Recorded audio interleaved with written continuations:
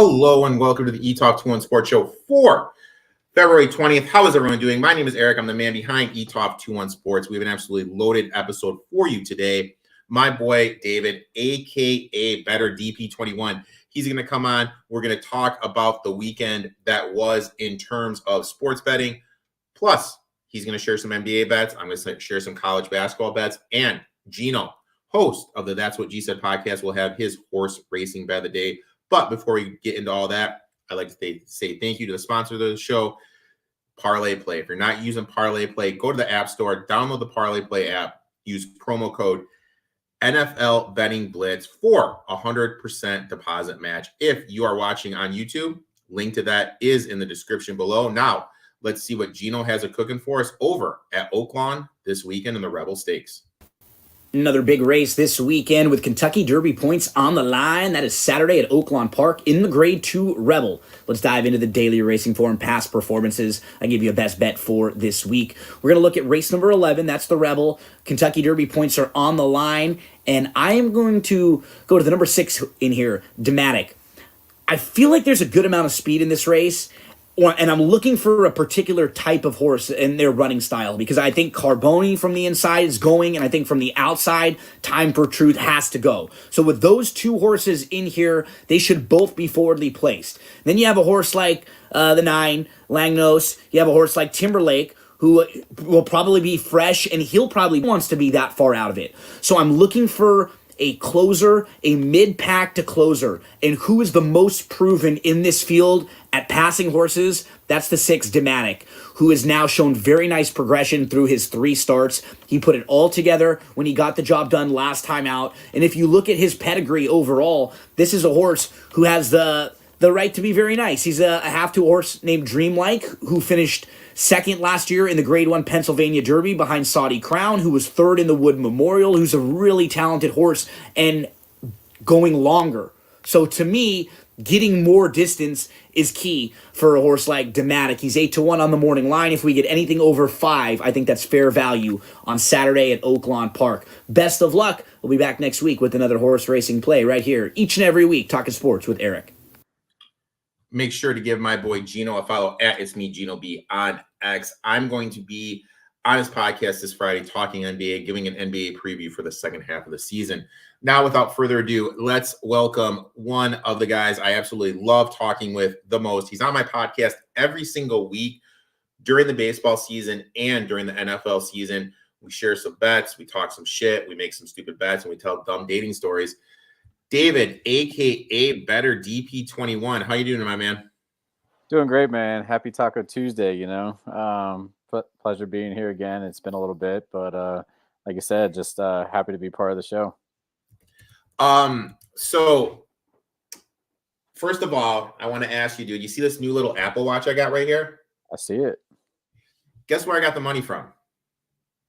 I'm gonna bet the Super Bowl. Yeah, the Chiefs, dude, covering, dude. The Chiefs covering first half under, more points second half than first half. You know how I do it, dude. You know, I understand. I understand. I just had to rub that in a little bit. Yeah, the undefeated streak couldn't make it 4 years in a row for me. That's okay, but I hope you put money on the money line, because I said anything under 3 points, which San Francisco was covering, up until the touchdown at the end there. I said it, like the teams are going to cover and win. And at 2.5, it was only worth your time to put money on that money line. I played the 2.5, and then I got them at plus 200 when they're down 10. Oh, there you go. So hit that. NAA86 chimes in. College B-ball. I can't wait for Purdue to go out in the second round. Here's my hot take, man. Purdue out second or third round. Alabama out second or third round. UConn out second or third round. UNC out second and third round. UNC. All 4 of those guys. Wow. All 4 of those teams out. Furthest they make it to Sweet 16. But what say you? You can't trust the kids. This whole weekend has been my whole motto about that. UConn's playing right now. I'm watching them. They're down 21 to Creighton on the road right now. it's just kind of I did laughable. play Creighton plus 3.5. I'm just saying. That's beautiful. Just saying. But I don't agree with UNC going out in the second round. I could agree with Purdue. Why not the first round with Purdue? That's almost been, kind of their entry to the bracket almost every year. 100% definitely think Purdue is one of those teams for sure to go out. I don't know about UConn. I kind of like them getting a little bit further than what you just described, but but I don't know what it is, man. It's home court advantage in college matters, and just seeing that kind of like right now as I'm watching this game now, and even over the weekend, I mean, Virginia Tech manhandled Virginia at home, by almost 30 points. So and then the same thing, Purdue losing on the road at Ohio. I mean, it's just a trend in college basketball with home and away advantages there. Bobby comes out hot. FMSU, what a bad loser. Sports facts. Effing OK State won over the weekend. Hell of a call. So this dude always talks shit on every Saturday morning, and I love the guy. No idea who the hell he is, but love the guy. Always talks shit every time I give out OK State. And you know what? I think I'm like 4-1 taking them this year. Oh, I want to hear the dating stories. That'll be a separate thing. This is strictly sports. I hate the Lakers. Hell of a call on BYU first half live. Guys, if you're not following it, make sure you are following the Discord. Giving out winners every single day live when I can actually watch the games. Now, here you go. Here you go. Good question from Matt Clay. What are your thoughts on San Diego State this year? I always want to pull for them. Yeah, I like them also coming out of, what is it, the MAC? West or whatever it is. Mountain West. Yeah, I love them coming out of the Mountain West for sure. I always root for them too. I mean, hell, I was living in San Diego before Denver and followed them pretty closely. Had a close group of friends out there that also were alumni of the team. Definitely follow them a lot closer than most other Mountain West teams. I definitely think they're going to come out of there pretty strong. So I just don't see a lot of competition for them in their division right now. I know they got a close one tonight. I don't know what the score is of that game right now. I know it's pretty close, but I think they're down 3 at the half going in the second. But, I absolutely love San Diego State, definitely advancing the first round, maybe the second. And if they get past that second, definitely watch out for that team. I love the Mountain West Conference. I am a Mountain West Conference homer, and call me biased. I think Utah State, San Diego State, Boise State, New Mexico, Colorado State, and Nevada all deserve it. I think all those teams should be in, and I'm going to say it right now. New Mexico, this year's Florida Atlantic, they're going to make a deep run. Ooh, okay. This year's Florida Atlantic is New Mexico. I absolutely love that team. They have Rick Pitino Jr. as a coach, Jamal Mashburn Jr. as a wing. House is the only player not in a Power 5 conference who's a finalist for the best defensive player in college basketball. So they do have an elite wing defender. Raj R.G. Gill chimes in, Marquette going to go deep this year, or should I have low expectations? I mean, I would temper your expectations. I wouldn't expect them to go deep. But again, it just kind of depends on how that division lines up for them and how they do in their own, conference tournament a little bit, I think, which is going to influence a little bit of their seeding there. But overall, pretty strong team. I don't see why you wouldn't probably give them some hope, but hope, was it? Expect the worst, hope for the best, is kind of what I look at. Again, my whole motto with college, can't trust the kids, my man. Yeah, dude. You're anti-trusting kids, dude. I love betting college. Dude. No, I love man. They missed all their free throws, bro. They miss them all when they matter the most. I love all the end of the game. The last 4 minutes of every game, no matter what, you can just write home this check, right? Last 4 minutes is when the game matters, and every single time. Hell, who the hell did I give out over the weekend that I pinged you about that almost lost, a 25-point lead? South Florida did. South Florida. Thank you. Yeah. Perfect example. They weren't hitting free throws. This other team just kept fouling them, putting them at the line. They were hitting no free throws. Like, I don't know. I love college basketball. I always will. I think it's phenomenal. I love March Madness. I love that. Driving nuts during the season. What futures should I make on a team for March, dude? New Mexico. I think there's value in. So I'm going to go a different. I'm going to tell you teams that have value in my eyes. New Mexico has value in my eyes. I could see them making a deep run. And another team that has value, but they need to get in, is Texas A&M. Best offensive rebounding team in the country, third best rebounding team in the country. They have 2 guards that can take the ball off the dribble, get to the rim, but one of the worst free throw shooting teams in the country and can't make a 3. So that's a team that has 2 electric playmakers and can rebound. Granted, they just got upset by Arkansas tonight, but they're a team that could go on a run, piece 2 good games together, and as like a 10-11 seed, make it to the Sweet 16. So a Sweet 16 future on them. Colorado potentially could have the top pick in the NBA draft, plus 2 other guys that are going to be drafted. If they can get in, and they have Lampkin, the kid that played at TCU last year, they could potentially make a run. They have a load of talent. They just haven't played together because there's been some injury issues. And what's another team that could make it? I'm trying to think off the top of my head. I like Florida too. I think Florida could make a run. Carolina? I hate South Carolina. Hate South Carolina.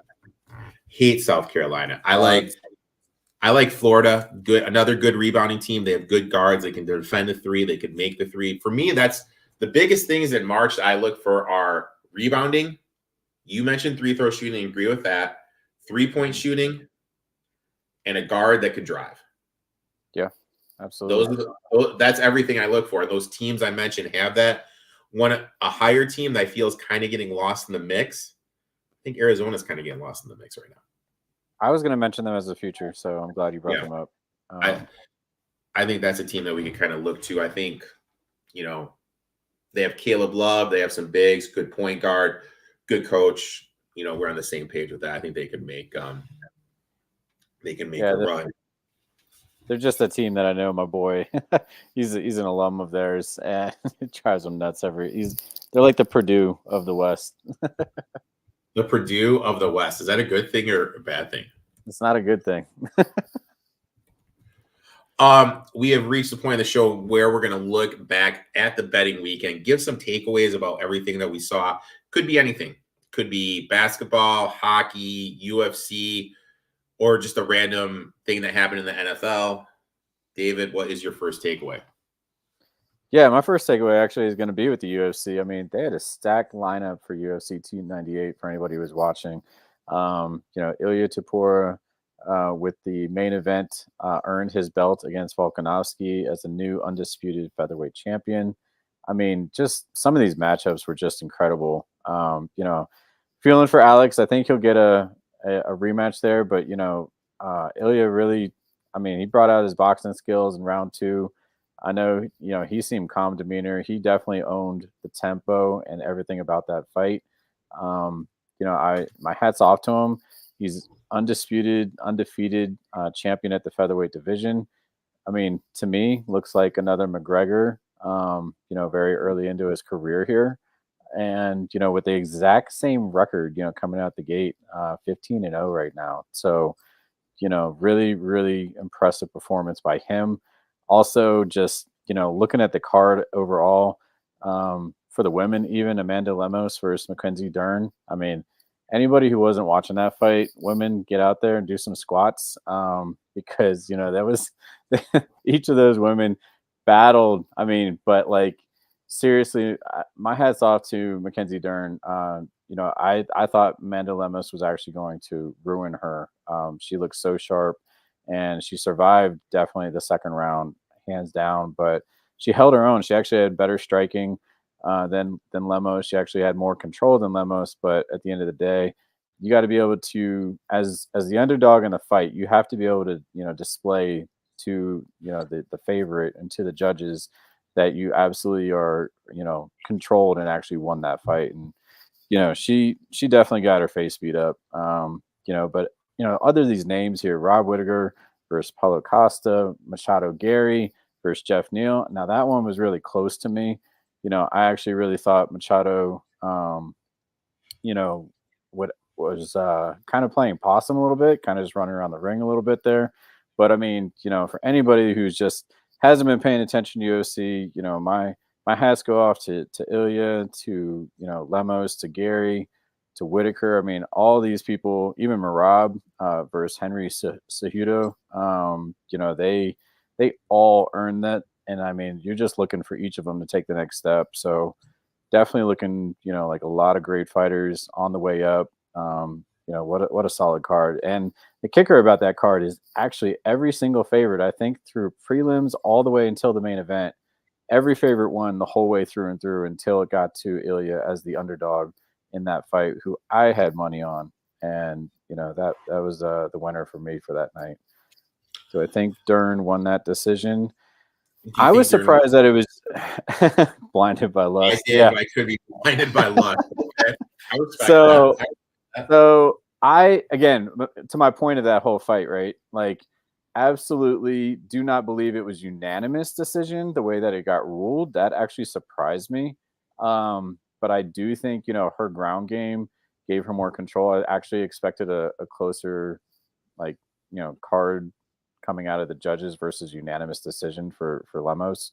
But I mean, I've really followed Dern for a while. She is a very, very tough girl.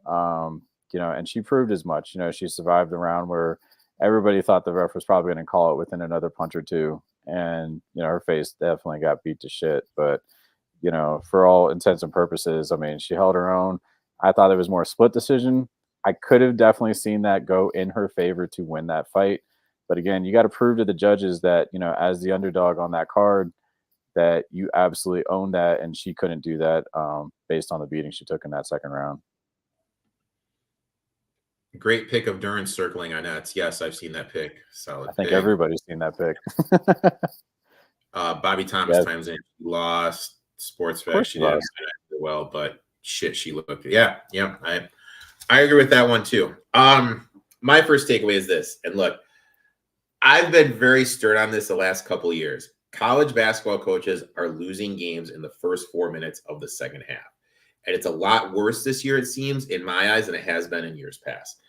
Teams come out of the second half, cold shooting. The team that they're playing against comes out hot, and real quick, the game just flips. And for whatever reason, these coaches are so stern on just getting to the 1600 timeout because they want timeouts toward the end of the game. This happened to Butler twice last week. Perfect example.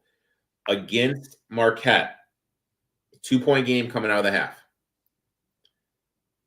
Mata waited until they were down 8 at the 14-minute mark to call a timeout.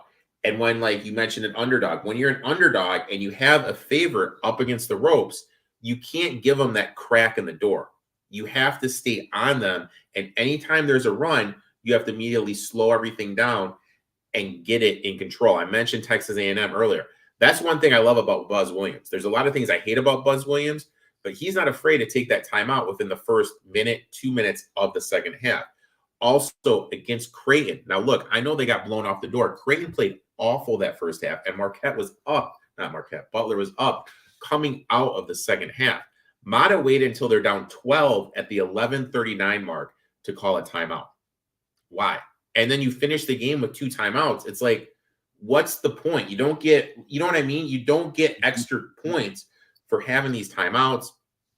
You have to manage momentum.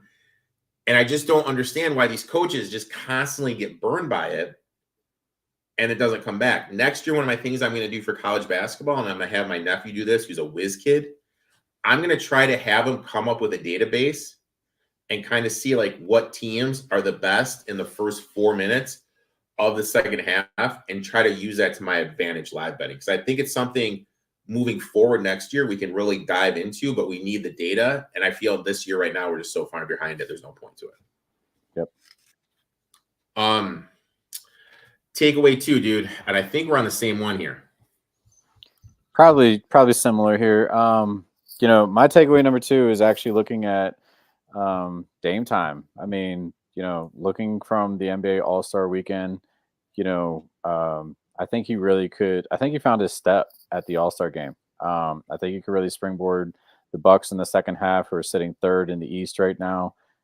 Coming out of that as a 3-point champion and All-Star game MVP, I really think that's going to give his, ego a little bit more of a boost than it has probably in the first 45 months, of the season that we've seen here with the team together. Team chemistry has been getting better. I even took a look back, just how he was averaging, points wise, coming into the All-Star break, and right around 22 points on average there. So, I really expect him and Giannis to, find a better chemistry. And, as a point, I think he's going to lead that team as they probably expected him to, bring them into the season. Because, team chemistry takes some time to build. And you're only talking about, I don't know, what's the average, like 50 games so far in the first half that they've, been playing together. And, as much practice and everything, that you kind of get from preseason and, walking into the season, then next thing you know, it's back-to-back 3 to 4s, that you're seeing with these teams, and it takes time. So, I really love the confidence boost that I think this just gave to Damian there for a strong second half for the Bucks to compete in the East there with the Celtics, especially. Let's make some money. But do you trust Doc? I mean, that's a good point. That's a very good point. I mean, God, that's a good question. I want to say yes. I want to believe, that you can trust him, to put his players in the right way with the team and let them play. At a certain point, that's what he's got to hang his hat on. Let the players play. Make sure that they get the right time of rest in and out of that kind of game, and be able to be competing successfully going down the stretch here. So I absolutely want to say yes, that at some point they're going to look to the captains on the team like Giannis and just say, hey, put the ball in our hands, let's go. One from Instagram, and I'm sorry, Instagram sucks, you can't bring the questions up here. Okay. What NBA future should I make? Ooh, interesting question. I don't know. I'd have to get back to you on that. I can't, on the spot, I'm not really thinking of that one. But let me tell you the NBA futures I'm locking in, because I love rubbing these into you. I got Chet Holmgren plus 650 for Rookie of the Year. All right. I got Shai Gilgeous-Alexander 25-1 for MVP. I got OKC $100-1 to win it all. Kind of like those that are one. the ones I got. Those are the only ones I got. And in my eyes, let's be serious. In the East, what teams can you see win it all? I have 2.5. Okay, who do you got? Bucks, Celtics, Heat. Yeah. In the West, who do you think can win it all? I don't know about the Heat. I mean, I'd probably give it to Indy or the Knicks as my dark horses in the East. I mean, in the West, Thunder for sure. Mm-hmm. Thunder, and I like Denver getting back. I love Denver. I mean, I really think Denver. I mean, sitting fourth right now in the Western Conference, really love them to, I mean, you're only talking about 2-3 games back anyway. I mean, that whole conference is stacked on each other. I think the Clippers, Nuggets, Thunder out of the West. Yep. Off the top, I'm not looking at I don't have the standings off my head. That's just what I'm thinking. You just named the 2 through 4 ranked teams. So yeah. I don't trust Minnesota. Gobert is going to have to be off the court. I don't like Towns. Yep. I think Ant's a stud. Yep. Clippers, I like the Clippers, what they've done. I got Clippers at 20-1 also. Love the Nuggets. I mean, when you have Joker, don't trust the Mavs at all. Don't trust Phoenix at all. So in my eyes, it's one of those 5. So you can find value. I'd lock it in. Honestly, if you can get a future on one of those teams at 8-1, I'd probably take it. That I was kind of thinking the same. Something with one of those teams for sure, especially Denver, because they're behind all those teams in comparison. My next takeaway, and it's nothing new because everyone's been talking about it. NBA All-Star Weekend needs a hard reset. You need to tap it. You need to reset it. You need to think something else up. Anthony Edwards shooting left-handed in the skilled competition was the biggest FU I've ever seen in my life. Scotty Barnes in the middle of the competition during the half court, shooting behind the back is another big FU. 3-point contest was awesome. I think that's something they need to do. I think Sabrina versus Steph, I think that's something you need to do as well. Get a WNBA player and an NBA player. Can kind of rotate it around who it is, get them going against each other in the 3-point competition. The dunk contest was a joke. I felt like they wanted to make Jaylen Brown look better than he was. Example is this. He dunks over a YouTuber who's not 5 feet tall. The guy's like 4'7", who's sitting down. And he got a higher score than Toppin, who jumped up over his brother and then went between his legs and dunked it. Yeah. Like, what? Like, what am I watching right here? Right. It was so obvious that they were trying to get Brown in there, and it doesn't make sense. And then in the All-Star game, you have people pulling up from half court. Like, literally, just pulling up from half court. Look, no one wants to be there. You have to get the guys that want to be there, let them play. Look, if you want to have an ambassador like LeBron, Giannis, obviously Luka doesn't want to be there. It doesn't look like Joker wants to be there. If you want to have them there just as a token, hey, just come there, hang out. But let the guys that want to be there and compete. And the whole thing with the NBA is part of the problem now, because everyone's in load management. Let's rest. Let's get healthy for the playoffs. For sure. And now with what the Heat did last year, the regular season means every worse because these teams are like, you know what? We can just do Miami. We can just get to the playing game and just get hot. So I don't know what you need to do. Maybe there's 24 players there. Maybe break them up. Maybe do a 3-on-3 tournament. And how far you make it determines how much money you get. I don't know. I mean, that's the only thing I could come up with, but what was on the court was awful. And think about this. Stern was like, hey, not Stern, Jesus, Silver. God. Silver was like, hey, this product needs to be better. You need to look like you care. And it was obvious no one gave a flying F. Like, literally, no one gave a flying F. It was an awful product. And I really feel it's a big FU to us as the fans. Especially, I mean, think about that. Those seats weren't cheap. Probably doned out like what, $150, $100, $200 for a ticket. Easy. Yeah. And then you watch that, just a glorified pickup game. It was awful, and it definitely needs a hard reset. So now we've reached everyone's favorite part of the show, the betting. We're going to give 3 bets, but real quick, what I need to do is I need to pull up, if I can find it, and I don't think I can, the results from last week. Honestly, what it was, Jim and I both went 1 and 2. Jim hit UConn minus the points. He lost Richmond, lost Penn State. I hit Maryland minus the 4, lost Oregon State, and lost Miami plus the 8. Now, new week, new show. Let's get it going, dude. Where are you going to first, my friend? All right, so first bet that I got is everything's focused for me on NBA Thursday coming back out of the break. So I'm starting with Lakers versus Warriors, and I am taking the Lakers money line at plus 155. So a few reasons for this. I mean, I'm always very cautious, first of all, coming out of any kind of break for any kind of pro team because everybody's rested. Everybody's been able to catch their breath. You're not having to look at situational angles like, is this team playing their 3rd or 4th game on the road back to back? All these kinds of factors that, people will probably look for in terms of fatigue. You've got rested teams. You've got both these teams basically playing the same kind of ball.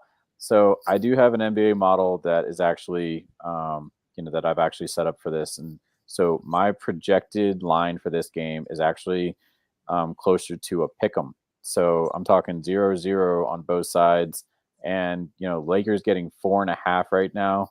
For any team to actually win, the league averages by 9 points, right? So 9 should be your magic number when you're looking at these games. And seeing that the Lakers have a 4.5 point edge, for some people, based on your unit size, I understand taking the points. However, it's kind of like my same mantra that I use in NFL. I'm going to kind of apply here to NBA. Under a certain point threshold, which is kind of under that 9 point mark, if you will, right around 6-7, actually more for NBA. But that magic number actually, determines whether or not I play the spread or play the money line. And that way, because the way that I look at this is it's a spread sport, or a money line sport disguised as a spread sport. And the only way that you ever have an edge over the book is actually by playing money line dog. So basically, the way that I look at this is because that line is so low at 4.5, that I actually believe that you have better value taking the money line, no juice. Look for the Lakers to win this game outright on the road, coming into the Warriors, and starting off strong that way. You have too much value on that line for the Lakers, not to play their money line. So that is going to be my first bet coming out of the break. So our boy, I hate the Lakers. He came at you, man. I've no doubt. I've no doubt. Jesus, are you friends with Gino? F the Lakers. Davis, soft as shit. And don't get me started on Reeves. Okay, here's a question from Let's Make Some Money. How did you get your model, and what are the things you look at?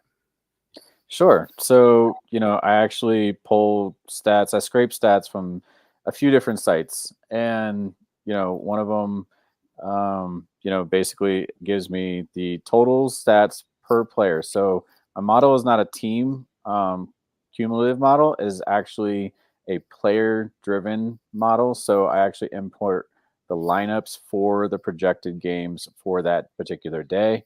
They already do have lineups kind of posted as projected. So these are kind of player based projections based on current lineups today. And I get those player lineups from something like Roto Grinders and things like that. And I actually set those lineups so that way I actually have an adjusted projection of how those points actually come up with the cumulative total for the projected total for the game, as well as and compare that as well as a projected spread of offensive defensive points on both sides of the ball. So that is how I kind of have filtered all of my data. And it's a data scraping methodology that comes straight into a model that computes it all for me at that point going forward. So doesn't give me yeah, I take situational travel into the mix, right? So that actually will play a part if teams are on the road, games 3 to 4 back-to-back kind of situations. I will actually deduct a point for that team against their spread to actually have an idea of what that spread total should look like versus the overall book total. So they actually get a point reduction for being basically fatigued at that point. Okay, that's some good stuff there, guys. David is one of the smartest guys I know. Smart in math, has these great models. I always pick his brain about stuff, especially during MLB season. So make sure he always answers questions. You can slide into his DMs, and he will get back to you about that stuff. Good questions. If we have them, keep them coming. My next bet, I'm going to the college hardwood. I'm taking chomp. Give me the Florida Gators here plus 8.5. So one of the things I look at in college basketball is shooting regression and positive shooting regression. And I have this little database where it looks at the last 5 games. It looks how the team is shooting and how teams are shooting against them. Alabama, who I don't feel is a good defensive team, who gives up a lot of open looks, teams the last 5 games are shooting a combined 28% from 3 on open looks. What does that tell me? That tells me that teams against Alabama are going to be due for some positive shot regression. And I think Florida, who's a decent 3-point shooting, is going to be able to make those threes. What's Alabama good at offensively? Dribble and drive and kick for the open 3.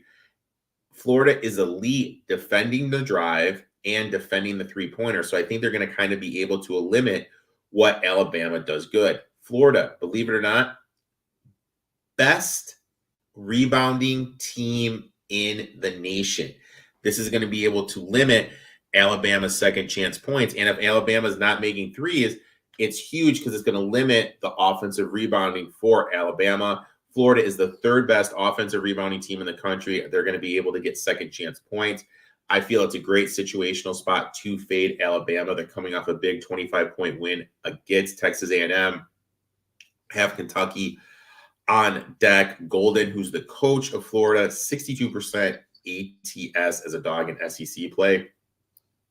Give me the Gators here, plus the 8.5, my friend. Kind of love that, actually.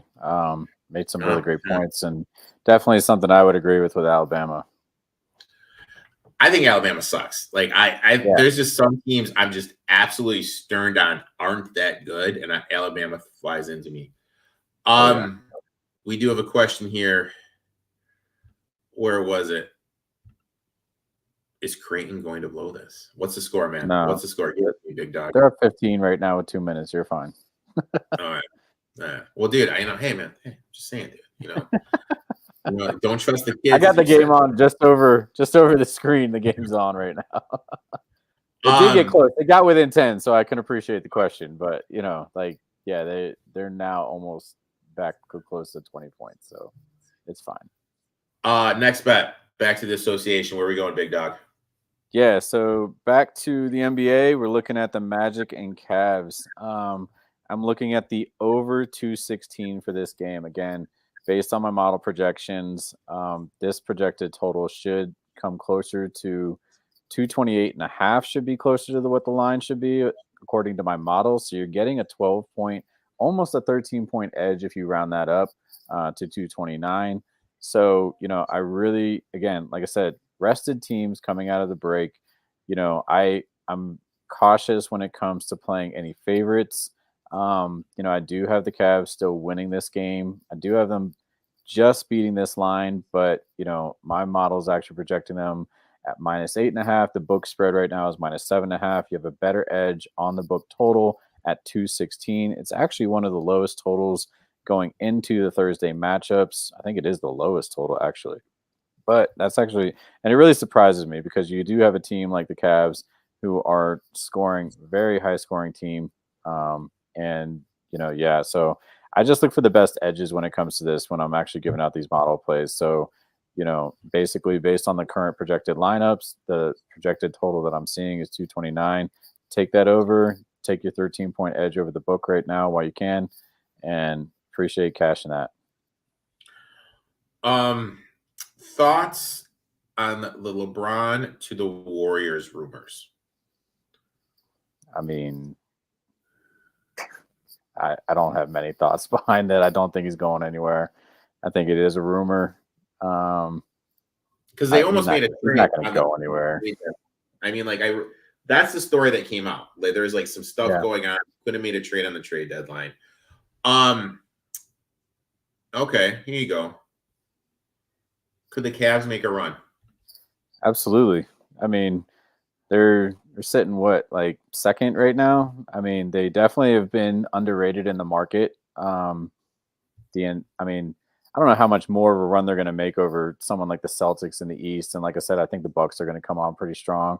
I kind of like them holding their, third position right there in the East, kind of going forward. But I definitely think they're going to play, very healthy. They stay healthy in the second half. They absolutely can continue the run that they've made in the first half, to compete and actually come out pretty strong. So definitely, I think they're underrated in the market for, where they are, but man, they're still second. I mean, they got a lot of competition in the East to get through, and if they can just maintain, I think it'll be great. I don't know what this is. Knicks or 76ers are the only ones I could see them beating. I'm looking in the chat and I don't see what the question is. So I hate the Lakers. If you could chime in with that, let us know. We'll get to it. Dan chimes in. What do you guys think that the Bears should do with the first pick? Take Williams, release Fields, trade down, build around Fields. What do you say, my friend? Yeah, I mean, we kind of talked about this during NFL for a while, right? Like, I definitely think trading Fields isn't a bad thing. Sometimes people are just kind of worn on each other, and I think we made a point on one of the episodes that we talked about where, at a certain point, if in so many years, don't get me wrong, he's had many different offensive coordinators and coaching, come through in his development, if you will, of the first few years. He's definitely someone I still believe in that can make a run. A trade would definitely be worth it to the Bears. But it's like I also could see them building around him. I mean, I could see both sides of this go either way, and I'm very impartial to it because I'm a little bit of a Fields fan, but then at the same time, he's an Ohio State quarterback coming into the league, and I just don't care about Ohio State quarterbacks ever proving anything in the league. So, from that perspective, I think, he's got all the talent in the world. They just haven't developed him the correct way. And, I totally think if they could have some continuity there within the organization, they could be great with him. This is what I would do. Now, I think Fields is great. I think with the right coaching staff, he's going to be really good in this league. However, that's not in Chicago. And every team is on a timeline. And I really think with the Bears timeline, I would trade. What I would do, this is going to sound crazy. I would trade back. No, sorry. I would trade Fields, get draft picks. Mm-hmm. I think May is going to be better than Williams. I would actually trade down with the Commanders, take May with the 2 pick, and try to finagle like off a defensive lineman, another pick, trying to finagle something to trade back down. Just 1 pick and then take Dusty May. That's what I would do. I love where that's at. I mean, you thought through that a little bit. And I don't know if that was just off the cuff, but I mean, I've never said that I believe Williams is the answer. I think he's actually a little overrated. And I agree with you. I think May and some other sleeper quarterbacks that are, sitting behind. I swear to God, if you say J.J. McCarthy, man, I wasn't going to say McCarthy. I was not going to say McCarthy. But I do think of, some QBs out there like Penix. I know there's some other sleeper ones I'm just not thinking of in the moment. But, like in comparison to Caleb Williams, I find that they probably have a better overall QB rating, probably have better athleticism. I don't know. I just hate sometimes. I just hate sometimes the quarterbacks that come out of USC and prove to do nothing.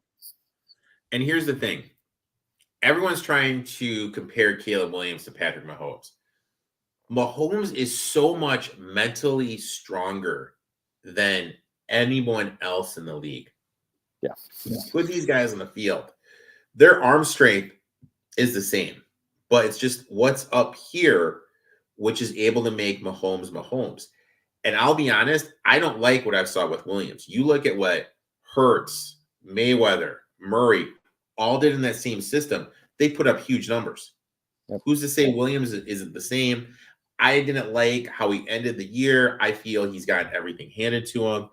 I think he's going to struggle in this league. I think May is going to be the better quarterback in a couple years. So that's my thought. And one of the joys of living in Chicago is I get asked this question every single effing day. So, of course, I have it well rehearsed. So the question that he posed was, if the Magic could win a series. Sure. I mean, so where are they right now? They're just 8th in the East. Yeah. So they're 8th in the East. So that means they're in the play-in. Yeah. I don't even know. I'm at the visually look at these. I'm a visual guy, my friend. I'm sorry. So if they get, I think they could beat the 76ers in the series. But I don't know. They could get up. They could get up there. I think they could beat the Knicks in the series. I'm not high in this Cavs team. I think they could beat the Cavs in the series too. Here's the thing. As much as everyone likes Donovan Mitchell, he has a losing record in the playoffs. He has a significant losing record in the playoffs. My next bet. Getting grimy, dude. Going down to the bayou. Give me LSU +5. Last 4 years. Ranked teams on the road in conference play are 45%. Ranked teams this year on the road, 44% ATS. Teams in the Calipari era, they get up to play Kentucky. Kentucky on the road when the line is 5 or more, 45% against the number. When you look at the stats, LSU is actually a good offensive rebounding team, so I think they're going to be able to get some second chances against Kentucky. Also, Will Baker is a 7-foot guy for LSU. He can step back. He can make the three. He's phenomenal in the post. Kentucky has some big guys, but they don't have anyone as skilled defensively to do everything Baker can do. So I think that is a good matchup that LSU can take advantage of. Great situational spot for Kentucky. Just beat Auburn, has Alabama on deck. Last 20 years, ready for this one, my friend? After beating a top 15 team the previous game, the next game, if you're on the road and a road favorite, such as Kentucky is, Kentucky just beat Auburn, 13 in the country, 28% against the number the last 20 years. And I know everyone's going to be like, but Erik, didn't LSU just beat South Carolina? You know what my counter to that is, my friend? Teams that upset a ranked team that are home dogs the following game, 62% against the number the last 20 years. You look at the home and road splits, Kentucky does average 7 points more at Rupp than they do on the road, which really makes sense because they are a younger team. Younger teams do trend to struggle on the road. I think LSU has the guards athletically to challenge the Kentucky backcourt. Look, give me LSU here +5. I love it. I love those. Man, that's 62%. That number alone for me did it. Ooh. That is a big one right there in splits. Whew. Dude, third and final bet, my friend. Where are we going?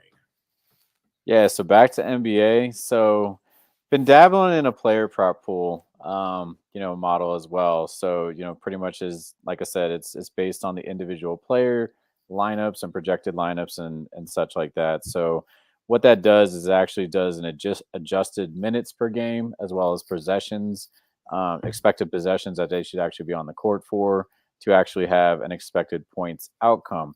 So what does that mean? We're looking at the Pistons and Pacers for a player prop, and I'm going to the Pistons side of the ball with Jalen Duren to actually have under 13.5 points for that game.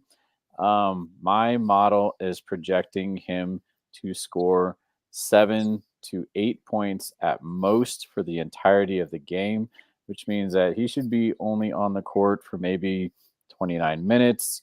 Expected possessions for himself, maybe 6, scoring, half of that at most. But really what we're actually getting out of this from a numbers perspective is the fact with the expected points being 7 on a book line of 13.5, you're getting a 42% margin to play that under. And, anytime I see a margin that's greater than probably 20 to 25% when it comes to my player prop model, it's a play. I went 4-0 just before the break on similar plays that were in 25 to 30% range of margin against the book lines. And I had shared as much with Erik about that last weekend, when we were heading into that weekend for the NBA All-Star break. But, it's something that I think, when I share out a number like this, it's because I'm giving you the greatest edge across all the player props that I've put, which I've gone down the line. There's a couple others, but I really like this one because you're getting half the expected points against the book line. Close to 14 is what they need you to score. I'm projecting half of that at 7. Hit that under 13.5 for Jalen Duren. I like it. So let's talk it through because I do some player props. That's I love doing player props. And how I always start off the equation is you've seen my NFL sheets before. I have something similar where it shows points against, 3-pointers against, assists per disc, rebounding, and distributions is it per position. That's where my equation starts. Do you kind of look at that when you do your stuff, or is it more your model driven? So no, I don't look at that as much, but it is still model driven, right? So I am still getting an overall factor of the adjusted, and these are using some advanced stats that I'm pulling in, from these sites when I'm scraping in the data, right? So it's using all of their current data going into that game. So we have all their info, from pre-All-Star break coming out of this to post-All-Star break, right? And what that actually translates to is advanced current stats and actually showing the time of possession and the expected possession. So that actually translates into the actual total that I am describing, because what I'm actually looking at is a full lineup of expected points from the full projected lineup with Cade, Jaden Ivey, Thompson, Simone, Jalen, all those top 5 starters with even the bench players as subs. And you get like a good distribution of expected points for each of those players, to sub into the game. So you got subs 1 through 5, amongst the starters there, but also just, being the center, it's just one of those positions where if they rank the center too high, then, by all means, they're going to actually over project their line. And that's what they're doing in this case, in my opinion. Okay. This could be the comment of the day right here, my friend. My data says the Lakers suck. That's good. That's good. That's good. That's a good one. You can't get mad at it. Can't get mad. My last bet, and this is the one I like to get dirty. I'm going to be working on a sound clip where it's just the 15 seconds. That's all YouTube will let me have of Christina Aguilera saying, "Let's get dirty." Give me UTSA +7. How can you not fade South Florida after the biggest win in program history over FAU? You have 4th place, who's only back 2 games, SMU on deck. Also, this is the 2nd biggest number in program history that they will be laying on the road. Let that sit in. 2nd biggest number in the history. Teams after playing FAU, look, they're favorites 48% against the number. South Florida scores 8 points less on the road than they do at home. But when you look at UTSA, here's some interesting things. They average 9.6 threes per game. That is the 19th most in the country. Look, every year there is a team that gets hot and everyone starts talking about them. South Florida is on an 11-game winning streak. Opposing teams are shooting a whopping 28% from three-point land during that 11-game span. What does that mean? It's going to get back to the norm. There's going to be a run of these games where people just start hitting threes because it's not statistically possible for every team to shoot under their norm for the season for that long. UTSA is a better shooting team from the floor, better shooting team from 3 than South Florida. Plus, they're also a better rebounding team. UTSA is the 24th best offensive rebounding team in the country. South Florida is outside the top 175 defensive rebounding. Look, I'm betting the matchup, I'm betting the spot, and I'm betting the shooting progressions that is going to be coming for teams against South Florida. Look, give me UTSA, give me those Roadrunners plus the 7, and I'm going to give a little sprink on that money line too, my friend. You got to. And like I said, magic number that you should be looking at across most sports when it comes to both college and NBA, Magic number is 9. You're sitting at that 6-7 mark. Definitely take the points in that case. But by all means, sprinkle on the money line because we're playing these teams to win, right? So most teams that are going to win are going to cover and win. David, I'd like to thank you for coming on, talking some shop. Always a time. Time actually flies talking to you. Appreciate you. Why don't you tell everyone where you can find you on social media, my friend? Yeah, absolutely. And thanks again for having me. I appreciate everybody with the questions and comments. And, I always love feedback. So anytime you're looking to talk shop or you want to know, probably what like a player prop that you're looking at or, a projected spread for NBA is on a daily basis, reach out to me. Twitter, Instagram, betterdp21, better with an OR, as you can see there on the screen. Thank you for coming on. We'll be back next week at my boy Chase, the host of the notorious OTB podcast, is going to be next week's guest. Let's make some money. Let's cash some tickets. Till next week, boys and girls.